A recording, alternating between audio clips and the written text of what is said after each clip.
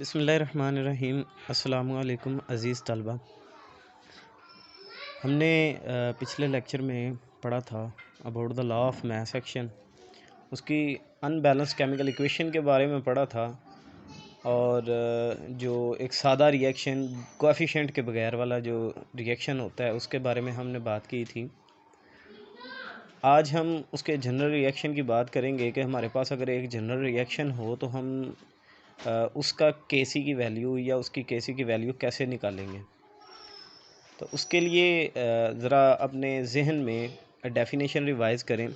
फ़र्ज़ करें हमारे पास एक रिएक्शन है A प्लस B, दो रिएक्टेंट हैं, इनके दरमियान में रिएक्शन हुआ C प्लस D, हमारे पास ये दो प्रोडक्ट बन गई। ठीक है, हमने जो पिछले लेक्चर में पढ़ा था उसके मुताबिक इसकी केसी की वैल्यू हमने देखी थी कंसंट्रेशन ऑफ C यानी प्रोडक्ट और multiply concentration of D। Over में था reactant concentration of A multiply concentration of B। हमने ये अखज़ की थी केसी की वैल्यू।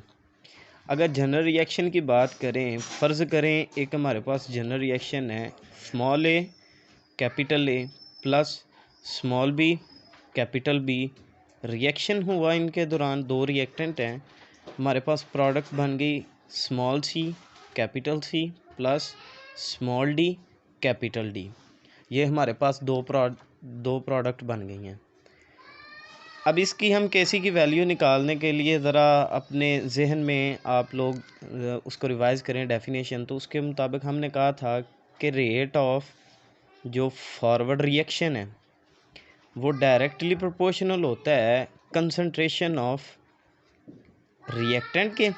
ठीक है, और जो इनके कोफिशेंट ये जो साथ में होते हैं, स्मॉल c लगाया हुआ है। फ़र्ज़ करें हमारे पास एक रिएक्शन है जो N2 प्लस 3H2 अमोनिया बनाने का रिएक्शन है। ठीक है, 2NH3 बन गया। तो ये जो इनके साथ 3 + 2 ये लगा हुआ है जो बताता है कि फ़लाँ चीज़ की या फ़लाँ कंपाउंड के इतने हमारे पास मॉलिक्यूल्स हैं, तो इसको हम कोफिशेंट का नाम देते हैं। और ये यहाँ पे C स्मॉल d और B स्मॉल a जो है ये रिप्रेजेंट कर रहा है इन कोफिशेंट्स को। जब हम रेट ऑफ फॉरवर्ड रिएक्शन जब इनके केसी की वैल्यू निकालने लगेंगे तो इनके मोलर कंसंट्रेशन के ऊपर जो इनके कोफिशेंट हैं वो पावर में आ जाएंगे। फ़र्ज़ करें A कंसंट्रेशन है रिएक्टेंट A की और इसका कोफिशेंट है A, तो ये इसकी पावर में चला जाएगा। एज लाइक दैट ये रिएक्टेंट B, इसकी कंसंट्रेशन B और जो स्मॉल b है ये इसकी पावर में आ जाएगा। ठीक है, और हमने जब प्रोपोर्शनैलिटी साइन को इक्वालिटी में चेंज किया था, एक कांस्टेंट k लगाया था। चूँकि फॉरवर्ड रिएक्शन का है सो हम जो कोफिशेंट है वो भी सॉरी यहाँ पे भी इसको रिप्रेजेंट करेंगे। ये कांस्टेंट जो है वो फॉरवर्ड रिएक्शन का है। बाकी same as like concentration of A power A, concentration of B power B। अब दूसरी बात करें डेफिनेशन के मुताबिक, दूसरा हिस्सा हमने कहा था रेट ऑफ रिवर्सिबल रिएक्शन। ये जो स्मॉल r और स्मॉल f नीचे लगाया हुआ है सबस्क्रिप्ट में, इनका मतलब है कि ये फॉरवर्ड रिएक्शन है F फॉरवर्ड और ये रिवर्सिबल है R रिवर्सिबल।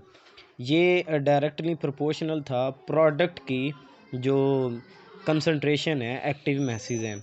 तो एक्टिव मैस क्या है C और D, इनको मल्टीप्लाई आपस में कर देना है और इनके जो कोफिशेंट हैं स्मॉल c और स्मॉल d ये इनकी पावर्स में चले जाएंगे।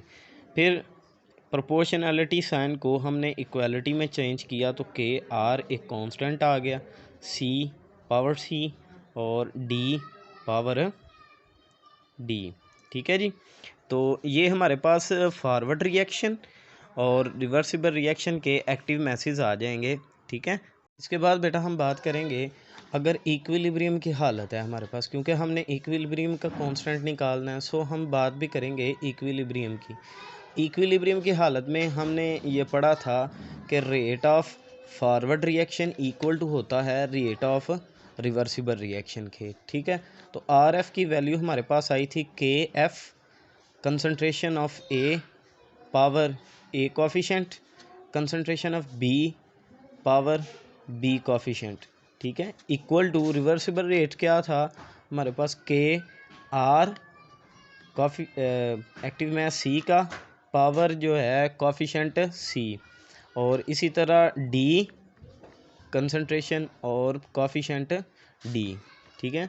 अब यहाँ पे के एफ ए और बी के साथ मल्टीप्लाई कर रहा है, के आर सी और डी के साथ मल्टीप्लाई कर रहा है, के आर इक्वल की इस साइड पे आ जाएगा और ए बी इक्वल की इस साइड पे चले जाएंगे। जब ये दोनों अपनी प्लेसेस चेंज करेंगे, इधर से उधर और उधर से इधर आएंगे, तो ये अब मल्टीप्लाई की बजाय क्या होंगे, दूसरी साइड पे जाके डिवाइड। तो के आर इस तरफ डिवाइड हो गया, यहाँ पे सी कोफिशेंट सी और concentration D coefficient D, over में ये जो हमारे पास आया है रिएक्टेंट की कंसंट्रेशन, ये हमारी ओवर में आ जाएगी, डिवाइड होगी, ठीक है जी। तो ये हमारे पास एक शक्ल आ गई, सॉरी। अब हमने ये भी पढ़ा था कि एफ ओवर के आर जो है ये हमारे पास होता है इक्वल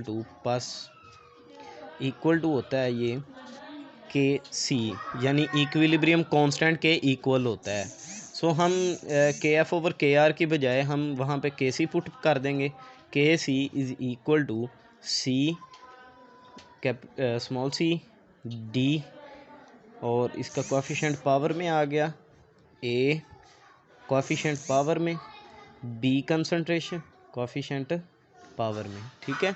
तो ये हमारे पास एक जनरल रिएक्शन की बेटा केसी की वैल्यू आ जाती है, इक्विलिब्रियम कांस्टेंट की जो वैल्यू है वो ये आ जाती है हमारे पास।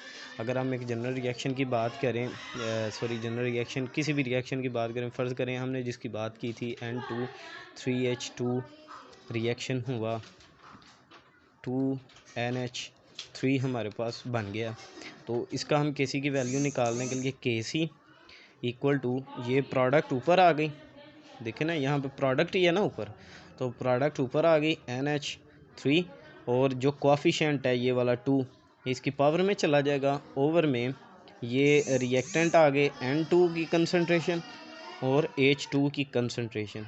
अब N2 के साथ जो कोफिशेंट है वो 1 है, लिहाजा वो हम नहीं लिखते, लेकिन जो H2 के साथ है वो 3 है, वो इसकी पावर में आ जाएगा। तो ये हमारे पास केसी की वैल्यू आ जाएगी। इसी के साथ अल्लाह हाफिज़, दुआओं में याद रखिएगा। अस्सलामु अलैकुम।